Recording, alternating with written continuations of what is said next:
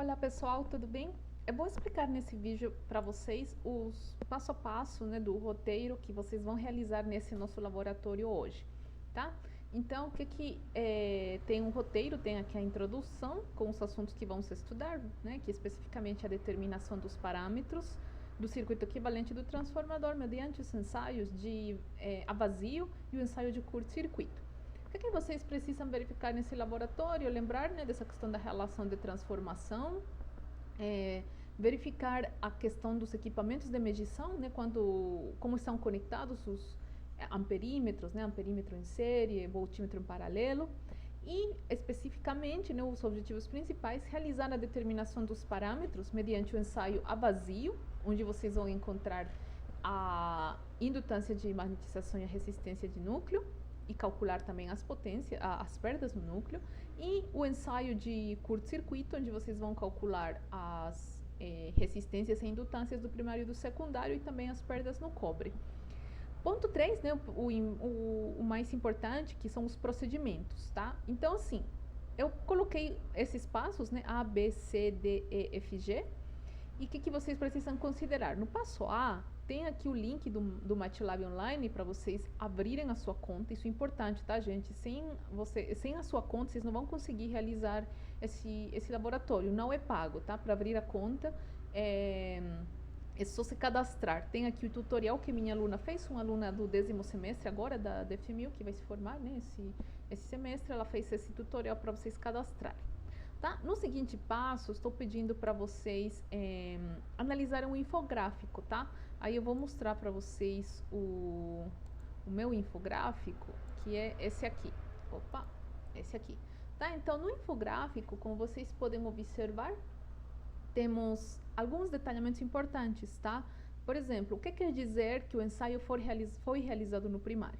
Vejam que tanto o curto-circuito quanto o circuito aberto ele foi realizado no secundário, mas as medições elas foram feitas no primário. Isso quer dizer que o ensaio foi realizado no primário e, portanto, os parâmetros obtidos são referidos ao primário. Exatamente a mesma coisa aqui na sequência de infográfico, que tem o ensaio realizado no secundário, né? Ou seja, o curto e o circuito aberto foram deixados lá no primário, porém as medições estão sendo todas feitas no secundário.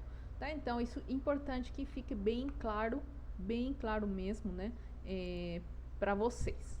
Bom, agora a gente vai observar aqui, vamos continuar no nosso roteiro. O que vocês vão precisar fazer? Né? Fazer o download das nossas simulações, são nesses dois arquivos aqui, tem os nomes, né, para o ensaio de circuito aberto ou a vazio e para o ensaio de curto. Tá? Isso está tudo lá na pastinha aula 7 Lab, né, no Blackboard.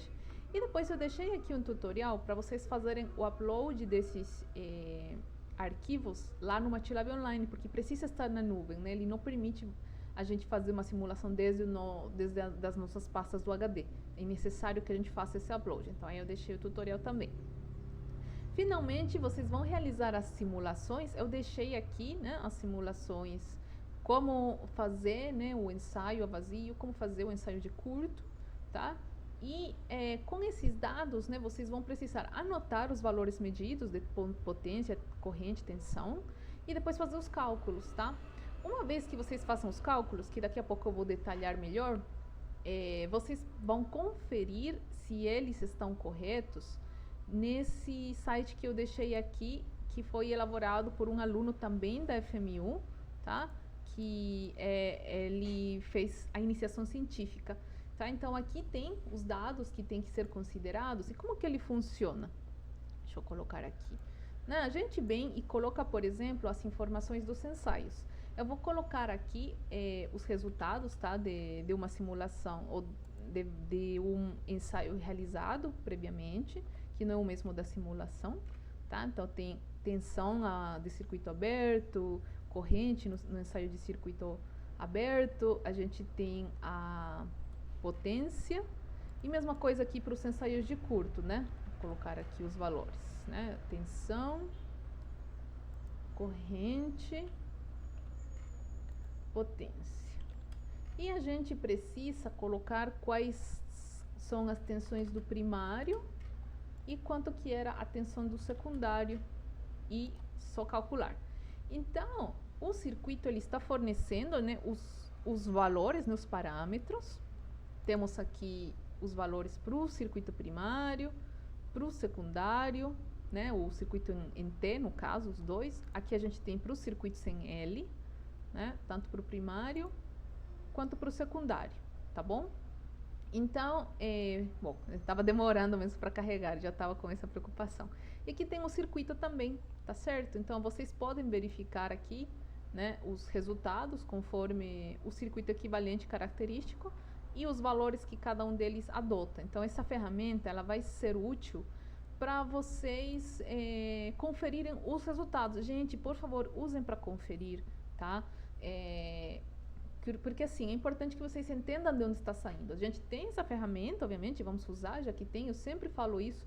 É muito importante a gente usar as tecnologias que temos, né? Vamos aproveitar que agora temos um avanço tecnológico que não dá para comparar com quando, por exemplo, quando eu me formei.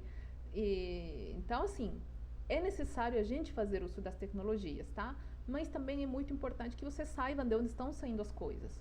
Então, nessa etapa, ela é só para conferência, mas eu recomendo fortemente vocês fazerem os cálculos para vocês entenderem exatamente de onde saem esses cálculos, tá?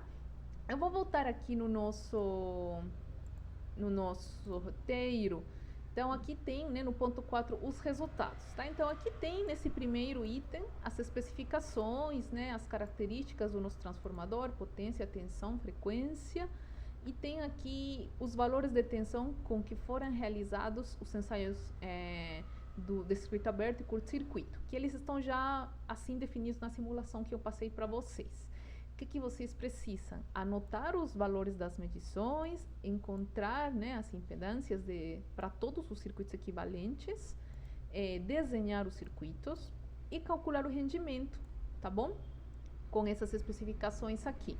Então, eu deixei aqui novamente, né, os tutoriais que já estavam na seção anterior. Então, o que vocês vão precisar?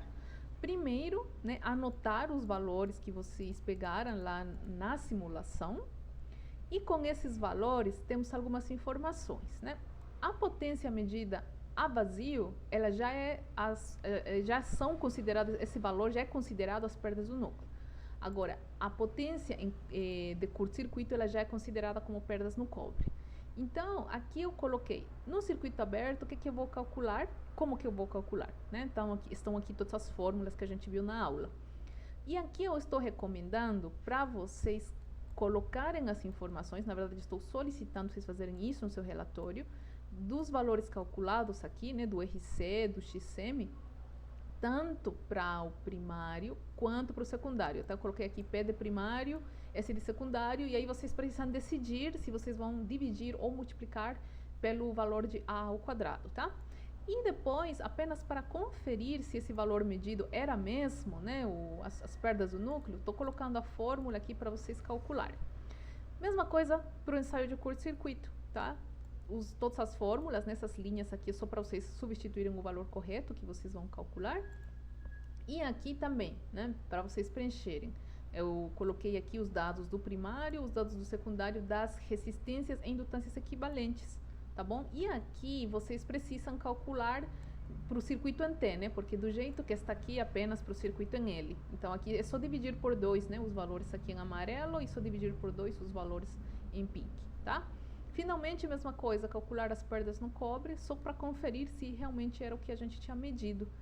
Após isso, vocês precisam desenhar todos os circuitos. Aí estou pedindo, né? Analisem, vejam se os cálculos batem com aqueles do website, né, que o nosso colega da FMU, eu fico muito orgulhosa, né, ele fez pra gente.